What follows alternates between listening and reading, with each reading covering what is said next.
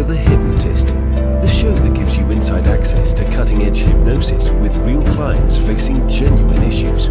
Brought to you by the hypnotherapist demanded by celebrities, CEOs, and even royalty, Adam Cox. These recordings took place live from Adam's clinic in London's world-famous Harley Street. So, get yourself comfortable and enjoy today's episode of The Hypnotist.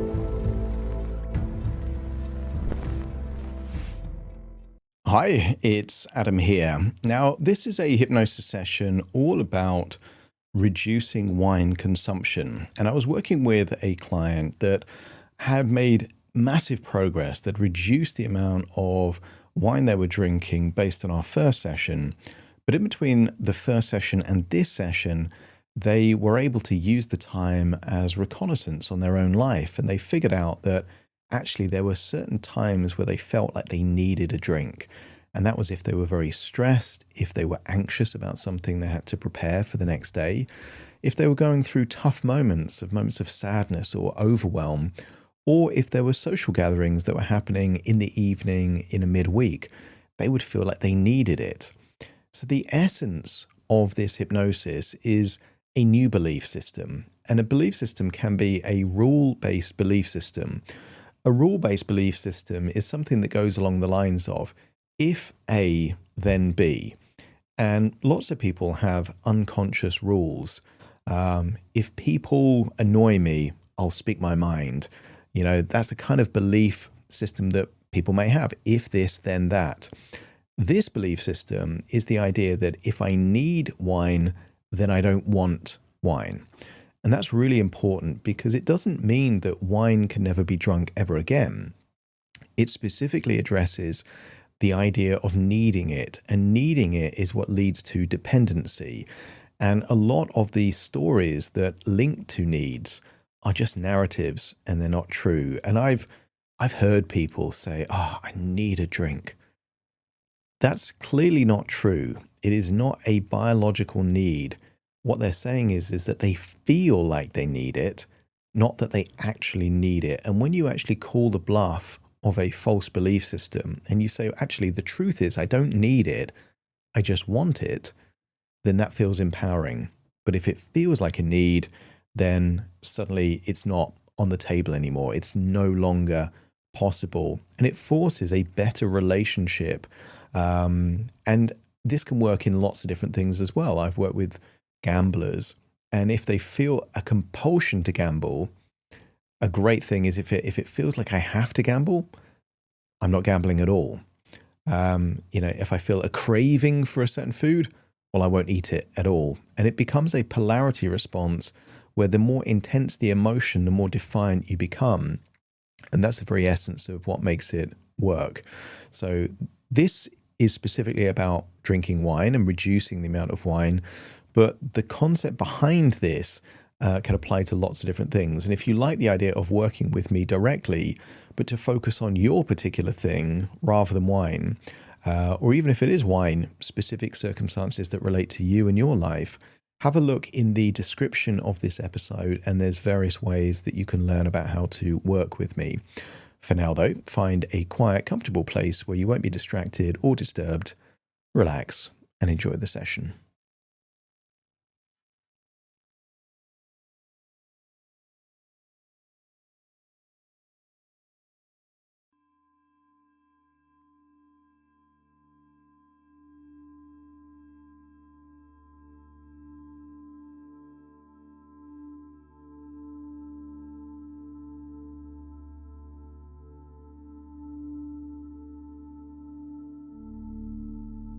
Take a deep breath in. And as you breathe in that resourceful feeling of calm and relaxation. And as you exhale, just allow your eyelids to close.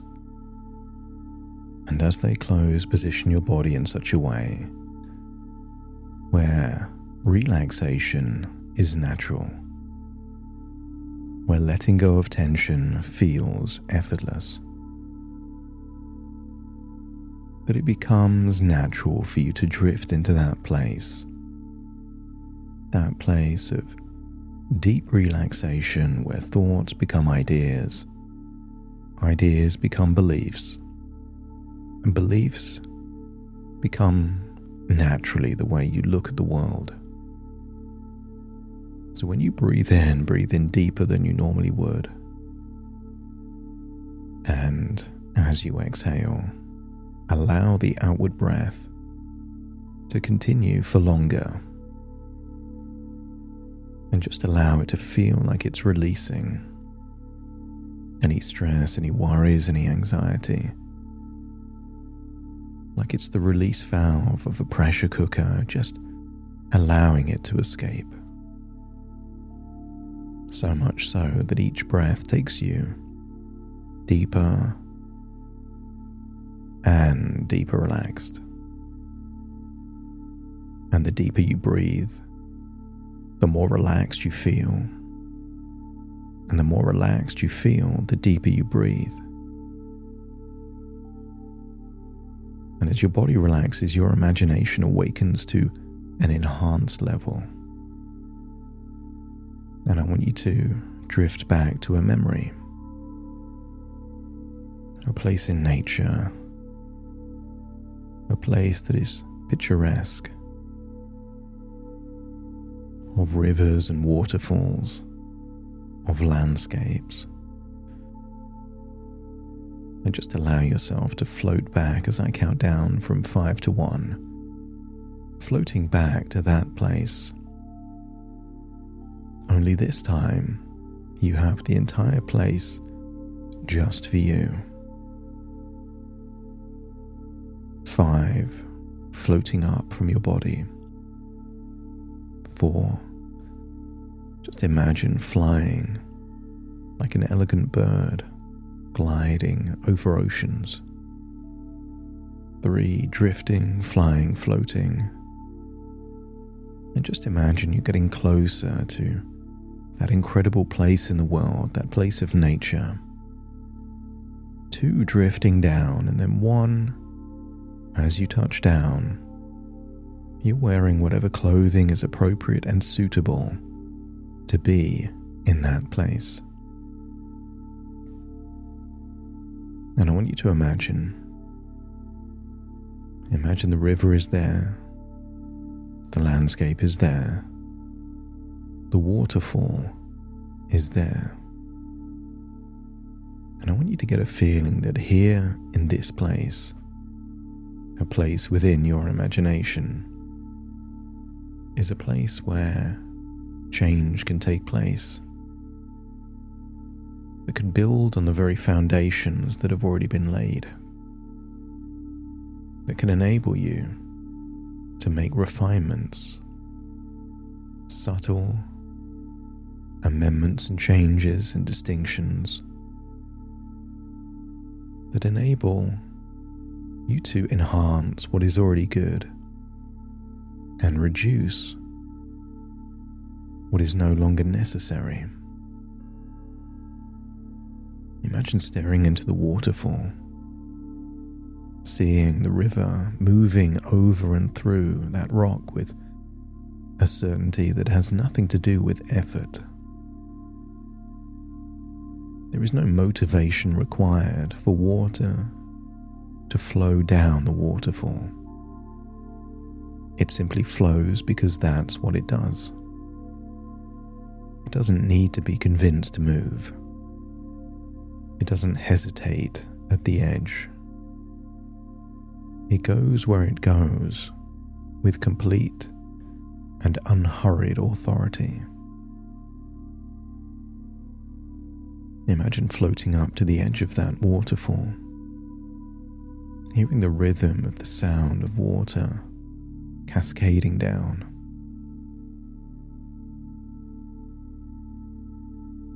And I want you to get a sense of how you feel in that state of mindfulness, where you activate a version of yourself that needs nothing to feel well. There in that moment, nature itself was enough to deal with stress or anxiety or worries. sometimes what we already have is more than enough to provide everything. Clarity, stillness, groundedness. So here, in this place, your mind is open to new ideas that can change things in a wonderful direction. And I want you to think of someone, either yourself or someone you knew, that twisted their ankle or broke their leg years ago, and then it healed completely. But just imagine there was a period of time where they were using crutches to move around. But I want you to imagine that person that at one point did need the crutch, continues to use the crutches when there is no need for them anymore. Their ankle, their leg has long since healed, and yet they continue to hobble around using those crutches. Not because they need the crutch, but because they believe the story that they need the crutch. That somewhere along the way, the crutch became part of the routine. Because it helped once, there was a belief that it will continue helping.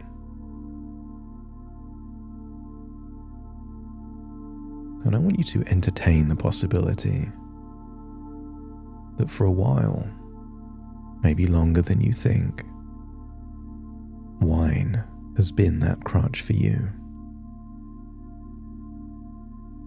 Logically, you know it's not a solution to stress, not an actual resource. It's a prop that got picked up in the evening and came to feel like part of the ritual of winding down, while the very stress it was supposed to address was simply postponed, intact, waiting on the other side of the glass, or perhaps the next morning. Some people believe that the body keeps the score. And I want you to think of that data that you've been seeing. Sleep analysis, energy levels, readiness scores, improvements in running and fitness. What if they're telling you the truth? The same story clearly and consistently. That your body performs better, recovers better, and feels more itself on those mornings after the nights that you've been using that crutch that you don't actually need anymore. The crutch that we can call wine was never doing what it appeared to be doing. It was making things a little more blurred for a few hours, and then returning them unchanged, while taking something from the sleep and the energy and the clarity that paradoxically would have handled the stress far more effectively. Let's plant a seed of an idea that wine is a crutch that you no longer need. Your body has been showing you the proof for months. You don't need the crutch. In the same way that a child may need stabilizers on a bike to learn, but it would be ridiculous to keep those stabilizers on a bike when they can ride the bike without it. And what if there's a single principle that resolves almost every difficult moment around wine? And your unconscious can receive this now as something that operates automatically, below the level of conscious deliberation. An intuitive compass that orients instantly and reliably. The idea, the concept, the principle is simple. If you feel like you need it, then you don't want it. Think about that. If you feel like you need it, the need then means you don't want it. Because the need tells you you're treating it like the crutch. And if you use it like a crutch, you'll start believing you need the crutch even more. And this isn't a restriction, not a forbidden rule. It's a distinction. The most important distinction available at the very point when a stressful evening arrives, a difficult presentation looms, or an emotionally heavy day finds its way to the end. You already know deep down that genuinely wanting wine is a different experience entirely. It feels different. The ease of a celebratory glass, a beautiful meal, when exploring parts of the world and discovering new great varieties and flavors. And where the wine adds something to an experience that was already good, when it enhances, then that's not a need. That's simply a choice. Needing wine has a completely different quality. The particular pull of it arriving before you've even made a choice. The sense that the evening cannot quite begin without it. That you wouldn't feel right if it wasn't there. That something will be harder or more uncomfortable to navigate without it. And this feeling is the crutch talking. But now you know what it sounds like, how it speaks. I'll need this. I can't get through this without it. The moment you identify it as the crutch, well then, the compass turns immediately and clearly. Maybe through a dialogue or a sensation in your chest or your gut. This is the crutch, not the choice. If you feel like you need it and you know you don't need it, then you don't want it either.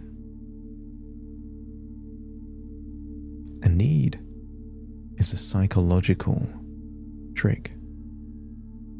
There's very few things you actually need.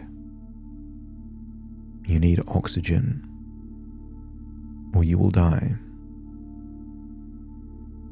Just a few minutes without oxygen is enough for you to no longer exist. And a few days without water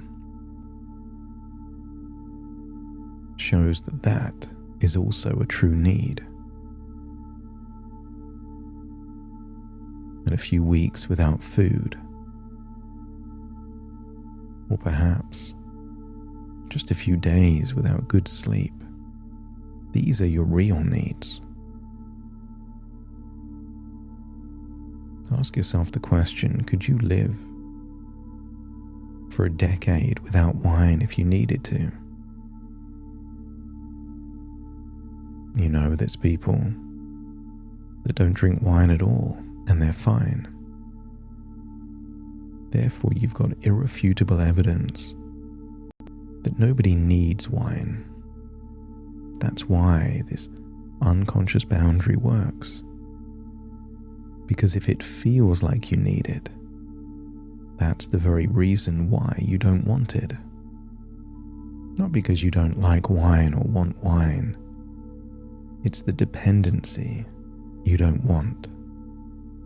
That if you need it, then you don't want it. And your unconscious can hold each of those situations that have previously pulled you towards the crutch and meet them with a different understanding. General stress at the end of the day, it's fine just to be present with yourself. Pre-presentation anxiety, you're fine. A small wave of anxiety can help you prepare more. And those emotionally heavy days, things that connect to sadness, overwhelm, I want you to get a sense that those genuinely difficult days are enhanced by actually feeling. And you are someone who can feel hard things without being destroyed by them. You've done it many times before, and you can do it again. Sitting with the feeling and knowing you can cope actually leads to growth, decisions, insights that enhance your life. And those social evenings, maybe on a midweek, well, this is where your internal compass is most useful.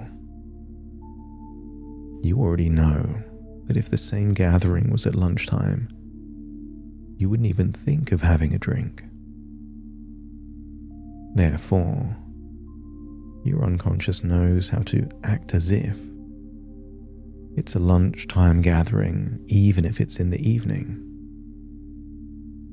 Because with different time zones across the world, that is true. It is lunchtime somewhere, always. The crutch was never doing what you thought it was. Your body has been showing you the proof for months. This has been an echo of something that at some time did actually help. But you don't need that help anymore. If you feel like you need it, you don't want it. And I wonder where that compass is within you. That automatic, reliable, intuitive feeling that steers you in the right direction. Genuine choice is available. If you're choosing to drink because you want to, not because you need to, then drink. A glass of wine with a meal, a celebration, a social gathering where you know that you don't need to drink if you don't want to. All of it enables you to feel you're in control. And I want you to imagine seeing yourself in the weeks that follow. You want to have that first evening when you're stressed and not drink anyway. You want to be invited to that social gathering on a Wednesday or a Thursday, knowing that you'll go and not drink at all. You want to have that first tough day and know that you don't need to drink to get through it. If your unconscious feels that you have more than enough resources to no longer need that old crutch that was never working well, let me know by nodding your head. That's it. So there you are by the waterfall, by the river. Just float up into the sky and feel like you're floating all the way back. That when I count from 1 to 10, you will return fully connected and calibrated into your body, fully present in the moment, sensations returning to arms and legs, fully connected. So take a deep breath in through your nose and out through your nose. Wiggle your fingers and wiggle your toes. Connect and calibrate, that's it, here and now. As I count from 1 to 10 to awaken you. Starting to count. 1, 2, 3, waking up. 4, 5, 6, more alert. 7, 8, open your eyes, open your eyes. 9, 10, wide awake, wide awake, wide awake.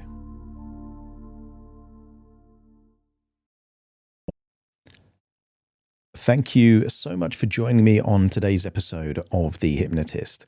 If you've enjoyed this episode or got some value from it, please give it a 5-star rating and review.